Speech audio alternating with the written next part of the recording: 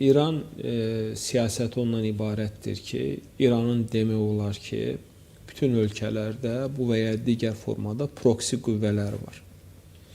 Bunların bəziləri açıq elan olunmuş bir istiqamətdə fəaliyyət göstərirlər, bəziləri isə açıq deyil, hələ ki təbliğatla və sair istiqamətdə işlər görülür.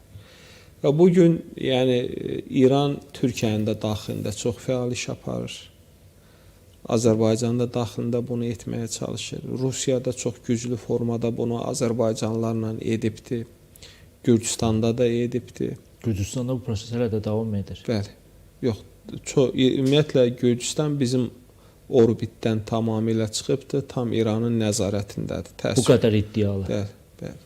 Onlar baxmayaraq ki, bizim strateji tərəfdaşdır. Yəni o strateji tərəfdaş bilirsiniz, yəni əslində. Amma razıyam, Gürcüstan Azərbaycanlıları arasında İranın çox güclü təbliğat var. Biz müəyyən qədər bunun qarşısını aldıq, amma o nədənsə Gürcüstan hökuməti bunun qarşısını almır. Gürcüstan onda maraqlıdır. O baxın, eyni tendensiya. Təhlükə Gürcüstanın özünə qarşı var. Onlar ona elə yanaşmır. Baxın, indi biraz mövzumuz başqa istiqamətə gedəcək. Mən uzun müddətdə bu işlərin içindəyəm, bilirəm.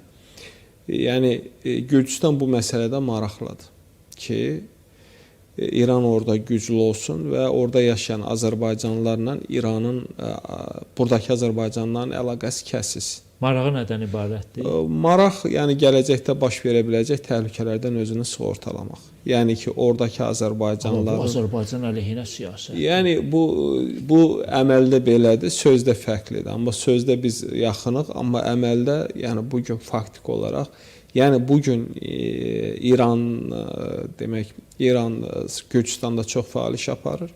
Və ora tam İranın nəzarətindədir və oradakı şəxslər də sırf İranla bağlı şəxslərdir. Yəni İranın sistemi, yəni dövlət olaraq İran bütün vəsaitini, gücünü, yəni həm müsəlman, həm qeyri-müsəlman ölkələrində özü üçün o qüvvələrin, proksi qüvvələrin, indi bunu bəzən məscidlər vasitəsilə edir. Yəni İran öz təhlükəsizliyini təmin etmək üçün belə addımları atmağa məcbur görür özünü və məhkumdur. Çünki özünü sığortalamaq üçün lazım olanda daxildə müəyyən gərginliklərin yaradılması, məqsədlərin həyata keçirilməsi üçün İran bunun üçün çalışır. Ona görə də burada çox böyük bir şəbəkədən söhbət gedir. Yəni indi biz dedik ki, Yəmən bugün o da bəli. İndi deyilir, məsələn, bəzən deyilir, Həmas heç də tam zəifləmir. 15 min üzvlərin sayları 15 minə gəlib çıxır. İndi siz onların görürsünüz nə qədər mütəşəkkildir. Onlar harada təlim alıblar, oradan harada elə peşəkar. O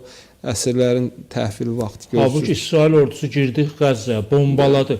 Bu say necə artdı? Silahları hardan aldılar? 30 min onların silahlısı var idi. Təxminən bir 40%, 50%-in verilən açıqlamalara görə İsrail məhv eləyib. Amma o yəni boş yer dolduracaqlar o yeri. Əlbəttə dolduracaqlar. Yəni baxın, yəni indi bu qədər texnika ilə, bu qədər kəşfiyyatla, bu qədər addımlarla İsrail dövləti o məsələni həll edə bilmədi. Qəzza məsələsini həll edə bilmədi. İsrailin məqsədi onları tamamilə sıradan çıxartmaq. Alınmadı, razıyam.